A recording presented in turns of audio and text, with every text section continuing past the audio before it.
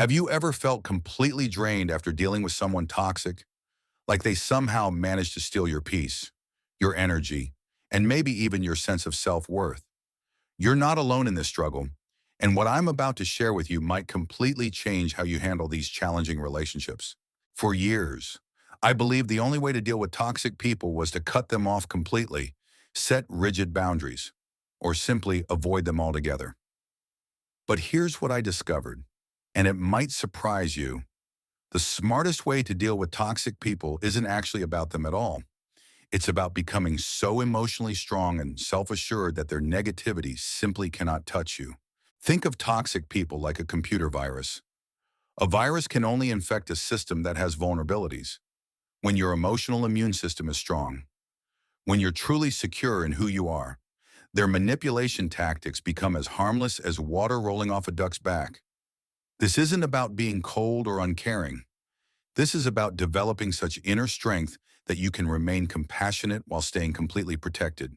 Today, I want to walk you through the most powerful strategies for dealing with toxic people that I've learned through decades of life experience.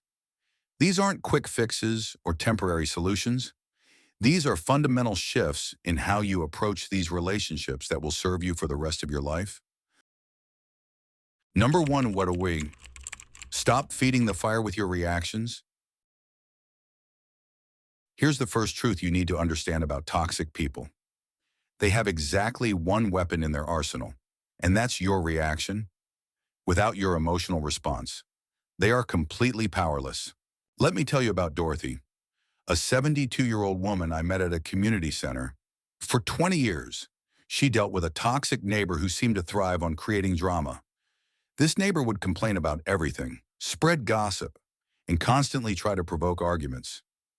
Dorothy spent 2 decades getting upset, defending herself, and losing sleep over this woman's behavior. Then one day, Dorothy decided to try something different. When her neighbor launched into another tirade, Dorothy simply listened without reacting. No defending, no arguing, no emotional investment whatsoever. She just nodded politely and went about her day. Within 6 months, her neighbor had virtually stopped bothering her entirely. What Dorothy discovered is what psychologists call extinction. When a behavior no longer produces the desired response, it naturally fades away. Toxic people are essentially emotional bullies, and bullies lose interest when they can't get a rise out of you. The next time someone tries to push your buttons, remember this: your reaction is their reward.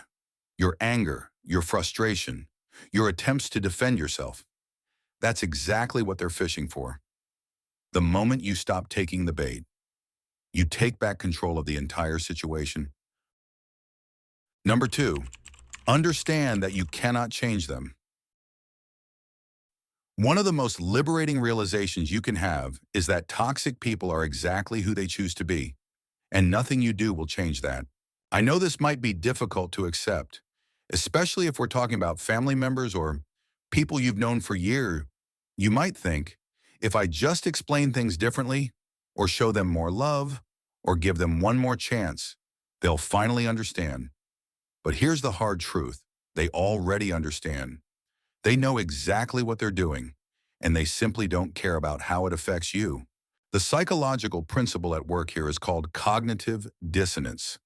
When someone's actions consistently contradict their stated values or your expectations of them. The problem isn't that they don't understand. The problem is that they've made a conscious choice to prioritize their need for control or drama over treating you with respect. This understanding is actually a gift because it frees you from the exhausting cycle of trying to fix someone who doesn't want to be fixed.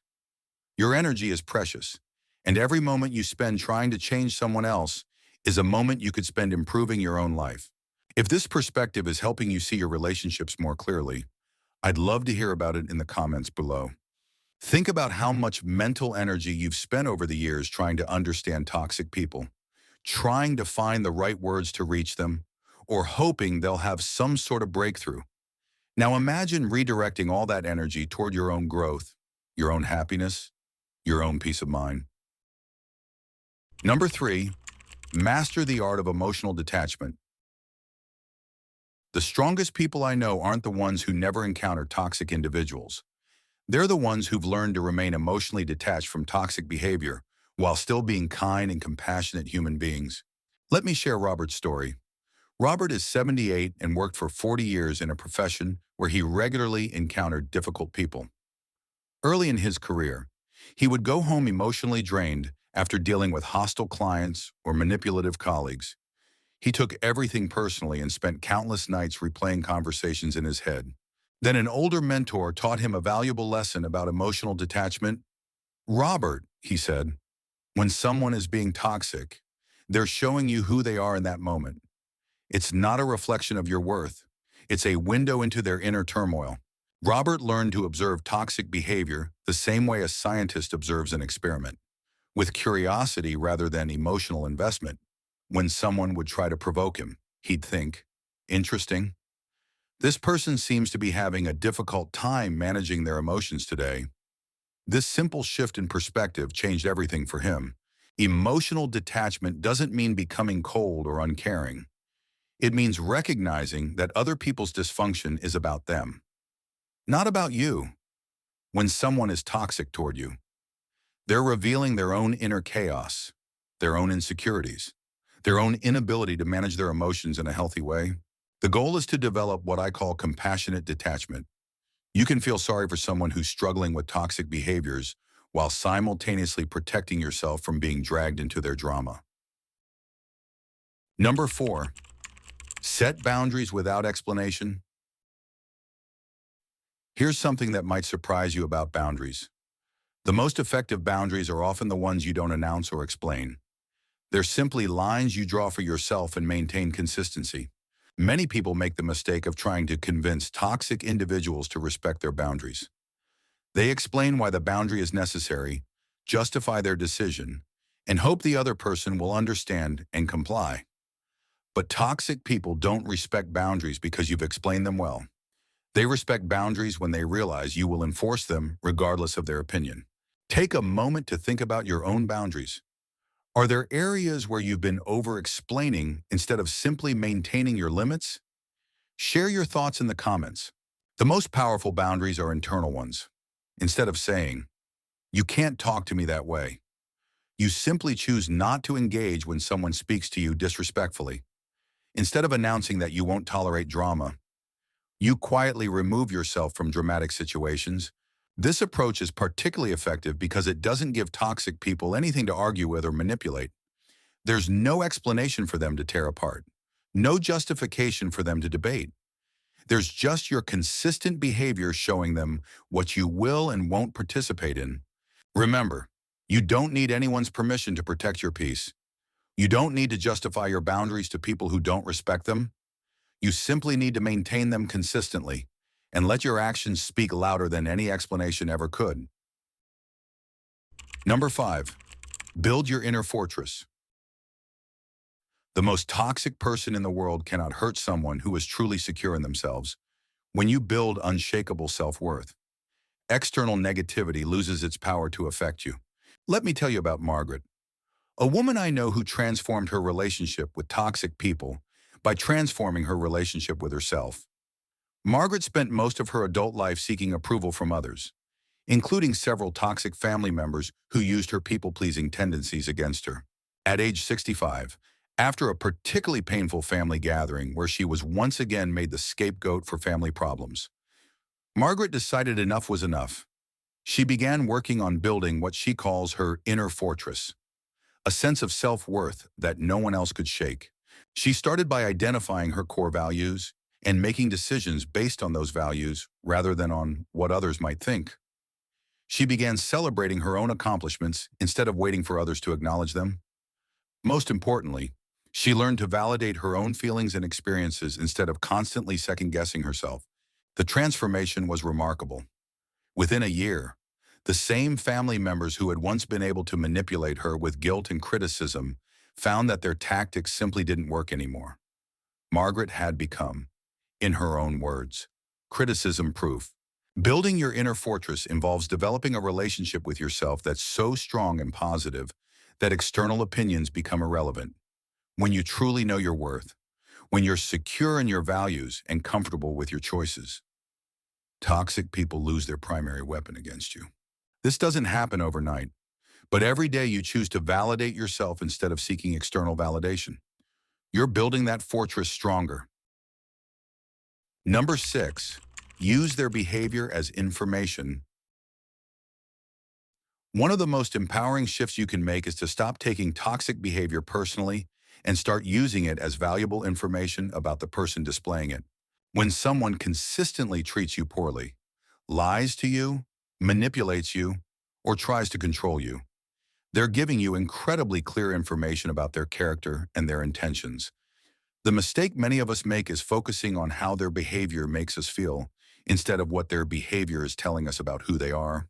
If you've had an aha moment about someone's true character recently, I'd love to hear how that insight changed your approach to the relationship.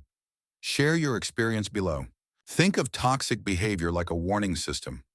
When someone shows you they're willing to hurt you to get what they want, believe them. When someone demonstrates that they don't respect your feelings or boundaries, take note. When someone proves they'll lie or manipulate to avoid accountability, file that information away. This approach serves two important purposes. First, it helps you make better decisions about how much trust and access to give someone. Second, it removes the emotional sting from their behavior because you're no longer taking it as a personal attack. When you view toxic behavior as information rather than injury, you can respond strategically instead of reactively. You can make calm, rational decisions about how to protect yourself without getting caught up in the drama of trying to change or understand the other person. Number 7, choose your battles wisely. Not every toxic behavior deserves your attention or response. One of the most important skills you can develop is discerning which situations require action and which ones are better handled through strategic non-engagement. Here's what I've learned over the years. Engaging with toxic people often gives them exactly what they want: more of your energy and attention. Sometimes the most powerful response is no response at all. Let me share the story of James, a 74-year-old man who dealt with a toxic adult child for decades. This child would regularly call with manufactured crises, demand money, and create drama whenever James tried to set boundaries.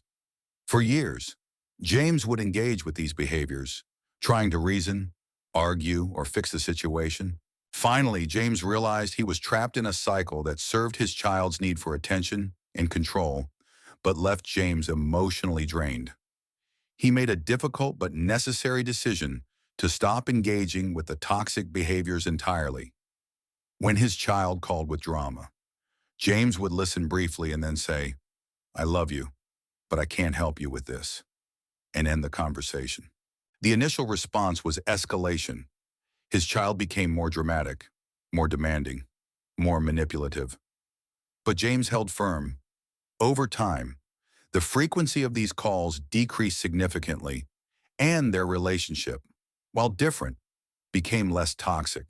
The key insight here is that toxic people often escalate their behavior when they realize their usual tactics aren't working.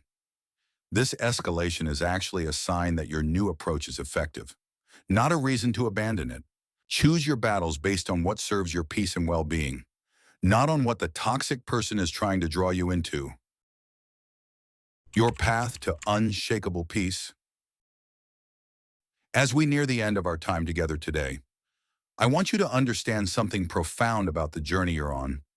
Dealing with toxic people isn't really about learning to manage difficult relationships. It's about discovering your own inner strength and refusing to let anyone else's dysfunction diminish your peace. The most beautiful thing about developing these skills is that they don't just help you deal with obviously toxic people, they help you maintain your equilibrium in all challenging situations. They help you stay centered when life gets chaotic. They help you respond to conflict from a place of strength rather than reactivity. I want you to imagine yourself 6 months from now, having consistently applied these principles. Picture yourself in a situation that would have previously left you feeling upset, drained, or questioning yourself. But now, you remain calm. You see the situation clearly. You respond with wisdom rather than emotion. You maintain your peace regardless of how others choose to behave. That version of yourself isn't just a dream. It's completely achievable through consistent practice of these principles. Every time you choose not to react to provocation, you're building that strength. Every time you maintain your boundaries without explanation, you're reinforcing your self-respect. Every time you refuse to take someone else's dysfunction personally, you're stepping into your power. Remember, toxic people don't have real power over you unless you give it to them. They can't force you to feel anything. They can't make you doubt yourself unless you allow it. They can't steal your peace unless you hand it over. The smartest way to deal with toxic people is to become someone who cannot be touched by their toxicity.